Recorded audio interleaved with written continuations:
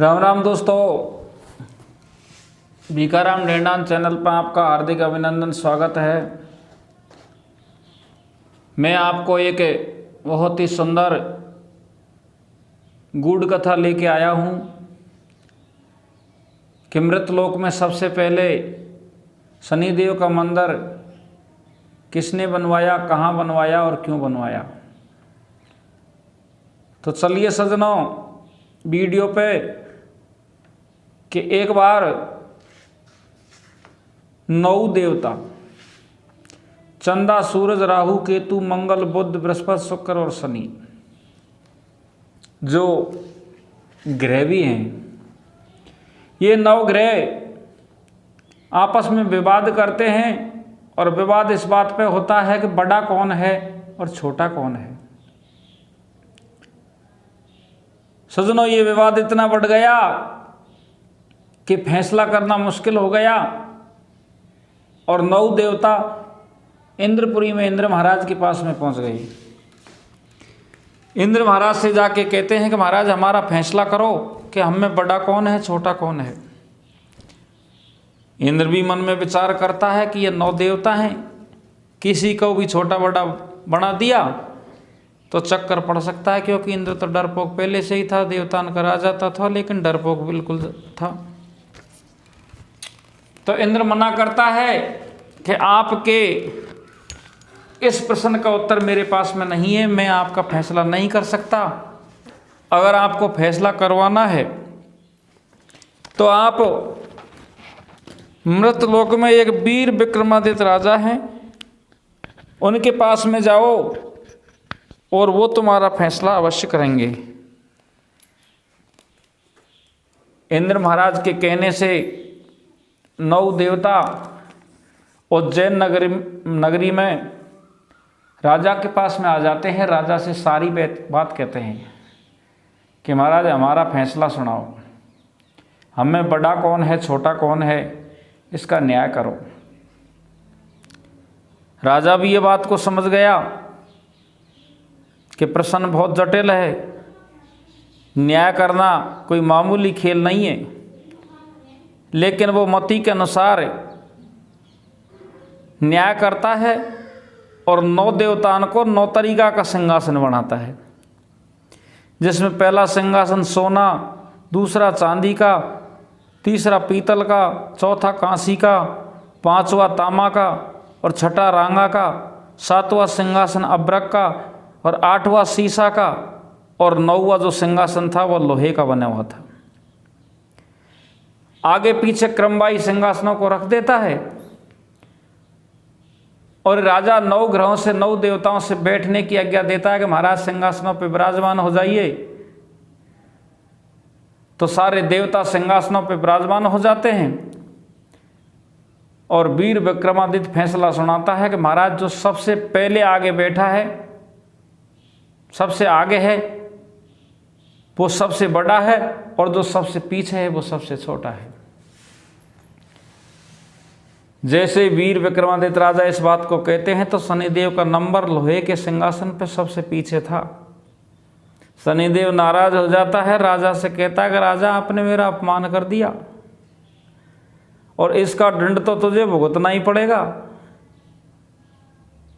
मैं राजा को पल में भिखारी बना सकता हूं और भिखारी को राजा बना सकता हूं। मेरी कृपा थी, मेरी कुदृष्टि थी, जो लंकापति रावण की सारी लंका चौपट करवा दी, उसके कुल का नाश करवा दिया। और भगवान श्री राम को वनवास होने वाला था, मैंने रात तिलक होने वाला था, जो मैंने वनवास दिला दिया। इधर को अच्छे अच्छे राजान के मैंने मान भंग किए। इतनी बात को सुन के विक्रमादित्य कुछ नहीं कहता है और शनिदेव तो यही बात को कहता है कि अब तो मैं जा रहा हूं, लेकिन ध्यान रखना। तो सारे देवता वहां से चले जाते हैं। शनिदेव ये अपमान के बदला को नहीं भूलता है, कछु दिना का भुलावा देके और माया के 2-3 घोड़ा लेकर के और उज्जैन नगरी में बेचने के लिए आ जाता है। उज्जैन नगरी घोड़ान को देख के बड़ी प्रसन्न होती है कि बहुत सुंदर घोड़ा है, महाराज को खरीदने वाले हैं। तो राजा के पास में सूचना भिजवाते हैं। राजा आता है, घोड़ान को आगा पीछा से देखता है तो शनिदेव व्यापारी के वेश में कहता है कि राजन, ये घोड़ान को क्यों देख रहे हो? आपकी औकात ये घोड़ा खरीदने की नहीं है। इतनी बात को सुनकर के राजा के अभिमान आ जाता है और कहता है कि मुँह से ज़्यादा कौन व्यापारी और ज़माना में, तू कितना ले ले नोट माल मेरे भरियो खजाना में। व्यापारी कहता है कि जब तेरे माल की कमी नहीं है तो मैं भी घोड़ा बेचने के लिए आया हूँ, खरीद सकता है, लेकिन शर्त ये बात की है कि बिका हुआ माल वापस नहीं होएगा। परीक्षण करना है जो पहले कर सकता है, चाहे नचा के, भगा के, दौड़ा के, सवारी करके, कुछ भी तरीका से परीक्षण कर ले। एक बार सौदा तय हो जाएगा, उसके बाद में घोड़ा वापस नहीं लूँगा। राजा कहता है कि कोई बात नहीं है। तो सज्जनों, राजा व्यापारी से घोड़े की लगाम पकड़ता है और उस पर सवारी करता है। घोड़ा ऐसी चाल चलता है, बिल्कुल हाल तक नहीं लगती।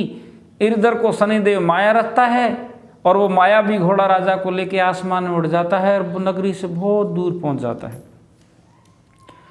और बहुत दूर जाकर के आसमान में कला खाता है। राजा पृथ्वी पे गिर जाता है।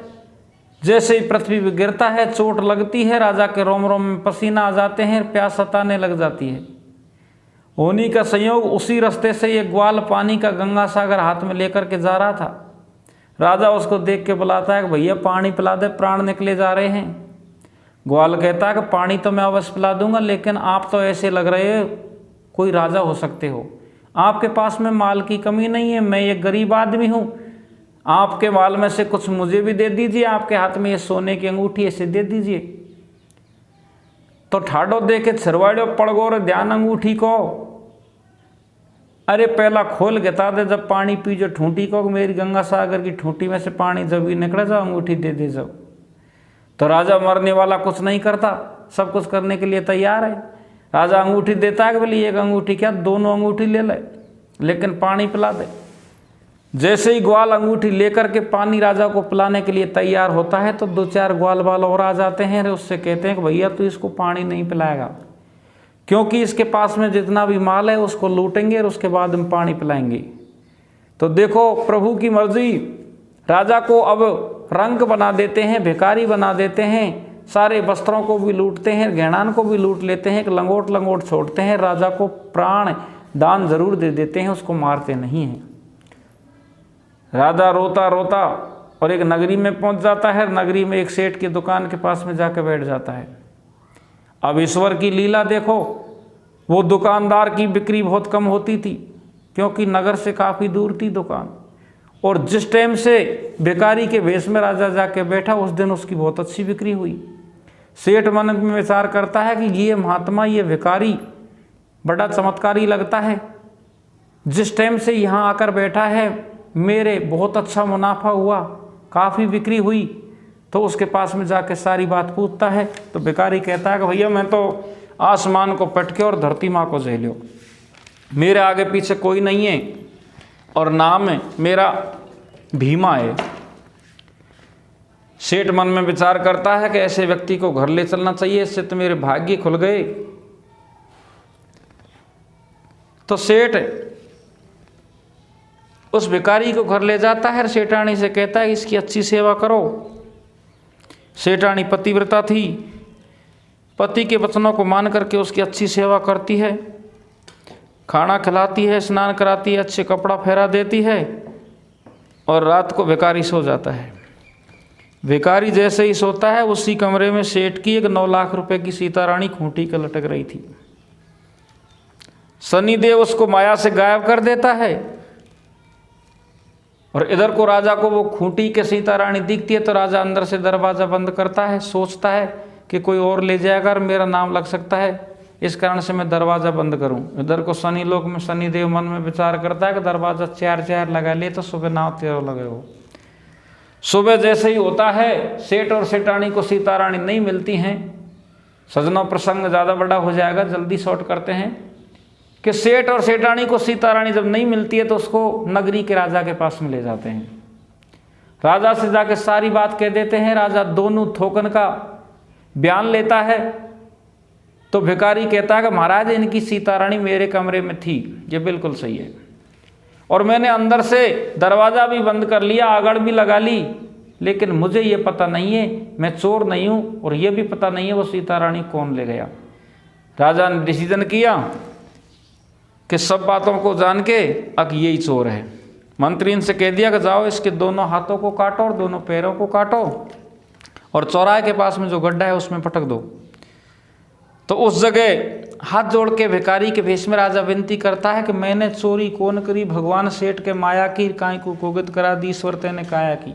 लेकिन कोई नहीं मानता है और उसको हाथ पैर काट के और गड्ढे में पटक देते हैं। इधर को राजा रोधन करता है, लेकिन प्रभु की मर्जी, शनिदेव की 7.5 ही चल रही थी, कोई सा भी देवता हिमायती बनने के लिए नहीं आता है। तो राजा रोधन कैसे करता है, ए रे आजा आजा आजा रे भगवान पोकारे तो को सातावादी, रूठो रूठो रूठो रे भगवान कारा दैतन वारावादी, और तेरी सत्ता के बगैर और हे प्रभु मंगल मूल, हरि हर हे प्रभु मंगल मूल, और पत्ता तक हिलता नहीं रे खिले न कोई फूल। सजनों काफी रुदन किया, कोई नहीं आया। दूसरे दिन उसी रास्ते से एक तेली तेल बेचने के लिए जाता है। रोने की जैसे ही आवाज़ आती है, तेली उस कुएं के पास में जाके पूछता है कि भाई कोई भूत है या जिंद है, कौन है, रो क्यों रहा है। तो भिखारी कहता है कि मैं तो एक भिखारी हूँ और तुम्हारी नगरी के राजा ने मुझे चोरी के इल्ज़ाम में फंसा के मेरे हाथ पैर कटवा दिए, आप कौन हो। तेली कहता है भैया मैं तो तेली हूँ, तेल बेचने के लिए जाता हूँ। राजा कहता है भैया मेरे हाथ पांव कट रहे हैं, अगर आप तेल लगा दो तो को तसल्ली आ जाएगी।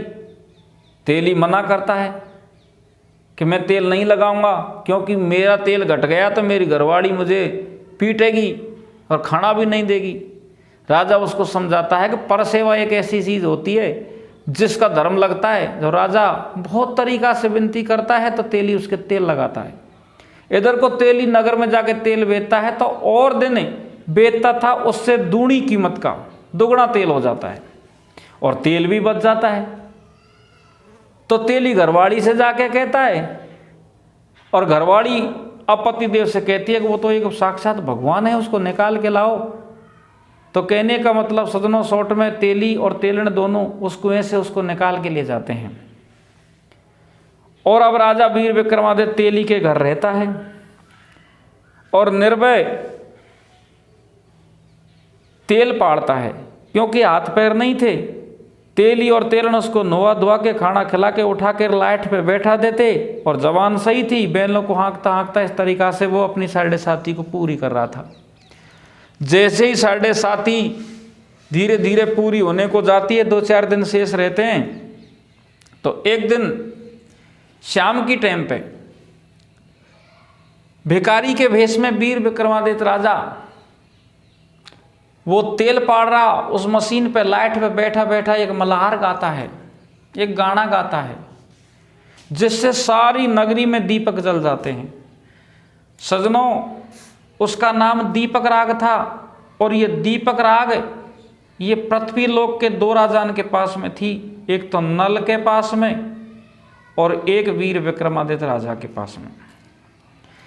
जैसे ही वो दीपक राग गाता है तो उसी नगरी, जिस नगरी के राजा ने वीर विक्रमादित्य को दंड दिया था, उसी की बेटी का नाम मनभावनी था और उसके यही प्रतिज्ञा थी कि शादी करूं तो ये राग गाने वाले से करूं, क्योंकि ये दीपक राग है, सारी नगरी में प्रकाश कर दिया, मैं पत्नी बनूं तो इसी की बनूं।